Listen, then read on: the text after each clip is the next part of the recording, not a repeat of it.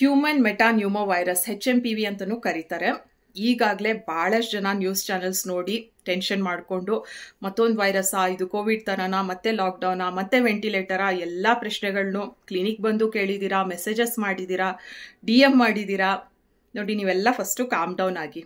ಈ ವೈರಸ್ ವಿಚಾರವಾಗಿ ನೀವು ಏನು ತಿಳ್ಕೊಬೇಕು ಅಷ್ಟನ್ನು ಮಾತ್ರ ನಾನು ನಿಮಗೆ ತಿಳಿಸ್ತೀನಿ. ಅನಗತ್ಯ ಹೆಚ್ಚಿನ ಇನ್ಫಾರ್ಮೇಷನ್ ತಿಳ್ಕೊಳ್ಳೋದು ಇಲ್ಲ ಅರ್ಧಂಬರ್ಧ ವಿಚಾರ ತಿಳ್ಕೊಂಡು ನೀವು ಹೆದರ್ಕೊಳ್ಳೋದು, ನಿಮ್ಮ ಜೊತೆ ಇರೋರಿಗೆಲ್ಲ ಹೆದರಿಸೋದು, ಈ ಕೆಲಸನ ಮಾಡೋದಕ್ಕೆ ಹೋಗಬೇಡಿ. ಕೋವಿಡ್ ಟೈಮ್ ನೆನಪಿದೆ ಅಲ್ಲ, ಕೋವಿಡ್ ವೈರಸ್ ನಮಗೆ ತೊಂದರೆ ಮಾಡೋಕ್ಕಿಂತ ಜಾಸ್ತಿ ಪ್ರತಿನಿತ್ಯದ ನ್ಯೂಸ್ ಅಪ್ಡೇಟ್ಸಿಂದ number of cases, number of death ಇದನ್ನೆಲ್ಲ ಕೇಳಿಸ್ಕೊಂಡು ಎಷ್ಟು ಜನಕ್ಕೆ ಆನ್ಸೈಟಿ ಶುರುವಾಯಿತು.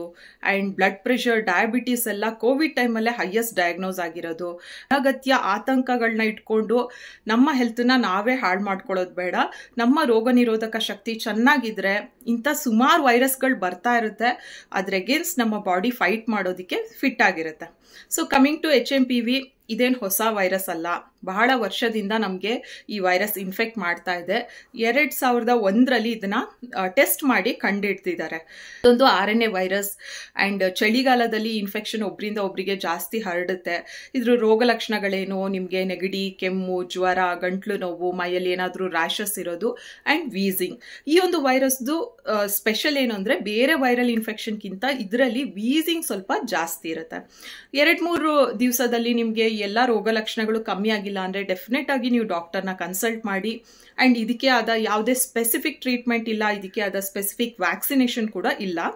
ನಿಮ್ಮ ಸಿಂಪ್ಟಮ್ಗೆ ಅನುಗುಣವಾಗಿ ಟ್ರೀಟ್ಮೆಂಟ್ ಕೊಡ್ತಾರೆ. ಯಾರ್ಯಾರು ಹುಷಾರಾಗಿರಬೇಕು, ಹೈ ರಿಸ್ಕ್ ಗ್ರೂಪ್ ಅಂತ ಬಂದರೆ 5 ವರ್ಷಕ್ಕಿಂತ ಕಮ್ಮಿ ಏಜ್ ಇರೋ ಮಕ್ಕಳು, 65 ವರ್ಷಕ್ಕಿಂತ ಜಾಸ್ತಿ ಇರೋರು ಅಂದರೆ ಓಲ್ಡ್ ಏಜ್ ಅವರು, ಹಾಗೂ ಇಮ್ಯುನೋ ಕಾಂಪ್ರಮೈಸ್ಡ್ ಅಂದರೆ ನಿಮಗೆ ಅನ್ಕಂಟ್ರೋಲ್ ಡಯಾಬಿಟಿಸ್ ಇದೆ, ಇಮ್ಯುನಿಟಿ ಸಪ್ರೆಸ್ ಮಾಡುವಂಥ ಮೆಡಿಕೇಶನ್ಸ್ ಮೇಲಿದ್ರೆ, ಆ್ಯಂಡ್ ಅಸ್ತಮಾ ಪೇಷಂಟ್ಸ್ ಆಬ್ವಿಯಸ್ಲಿ ಭಾಳ ಕೇರ್ಫುಲ್ ಆಗಿರಬೇಕು. ಈ ಹೈ ರಿಸ್ಕ್ ಅವ್ರು ನಾನು ಏನು ಹೇಳಿದ್ದೀನಲ್ಲ, ಅವರಿಗೆ ಕೆಲವೊಮ್ಮೆ ಇನ್ಫೆಕ್ಷನ್ ಸಿವಿಯರ್ ಆಗಿಬಿಟ್ಟು ನಿಮೋನಿಯಾ, ಬ್ರಾಂಕೈಟಿಸ್ ಆ್ಯಂಡ್ ARDS ಎಲ್ಲ ಆಗ್ಬೋದು. ಈ ವೈರಸ್ ಬಂದಿದೆ ಅಥವಾ ಯಾವುದೇ ವೈರಸ್ ಬರಲಿ, ನಾವೆಲ್ಲ ಏನು ಮಾಡ್ಬೋದು, ಹೈಜೀನ್ನ ಕಾಪಾಡ್ಕೋಬೇಕಷ್ಟೆ.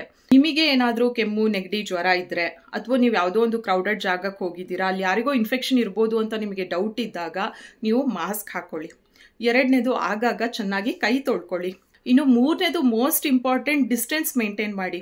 ಒಂದು 6 feet ಡಿಸ್ಟೆನ್ಸಲ್ಲಿ ಯಾರಾದರೂ ಇದ್ದರೆ ನಿಮಗೆ ಈಸಿಯಾಗಿ ಇನ್ಫೆಕ್ಷನ್ ಎಲ್ಲ ಸ್ಪ್ರೆಡ್ ಆಗೋದಿಲ್ಲ. So social distancing is very important. ಇದನ್ನು ನಾವೆಲ್ಲರೂ ಮಾಡಬೇಕು. ಇದರಲ್ಲೂ ಏನು ಹೊಸದಿಲ್ಲ, ಕೋವಿಡಿಂದನೂ ಹೇಳ್ತಾ ಇದ್ದಾರೆ, ಹ್ಯಾಂಡ್ ವಾಶ್ ಮಾಡಿ, ಮಾಸ್ಕ್ ಹಾಕೊಳ್ಳಿ, ಸೋಷಿಯಲ್ ಡಿಸ್ಟೆನ್ಸಿಂಗ್ ಮಾಡಿ. ಇದೆಲ್ಲರಿಗೂ ಅಭ್ಯಾಸ ಆಗೋಗಿದೆ. ಇನ್ನೂ ಕೂಡ ನಿಮ್ಮ ಸುತ್ತಮುತ್ತ ಯಾರಾದರೂ ಹೆದರ್ಕೊಂಡಿದ್ರೆ, ವೈರಸ್ ಬಗ್ಗೆ ಟೆನ್ಷನ್ ಮಾಡ್ಕೊಂಡಿದ್ರೆ, ಈ ವಿಡಿಯೋನ ಅವರಿಗೆ ಶೇರ್ ಮಾಡಿ. ಇನ್ನಷ್ಟು ಹೆಲ್ತ್ ಟಿಪ್ ವಿಡಿಯೋಸ್ಗಾಗಿ ನಮ್ಮ ಅಕೌಂಟ್ನ ಫಾಲೋ ಮಾಡಿ. Thank you.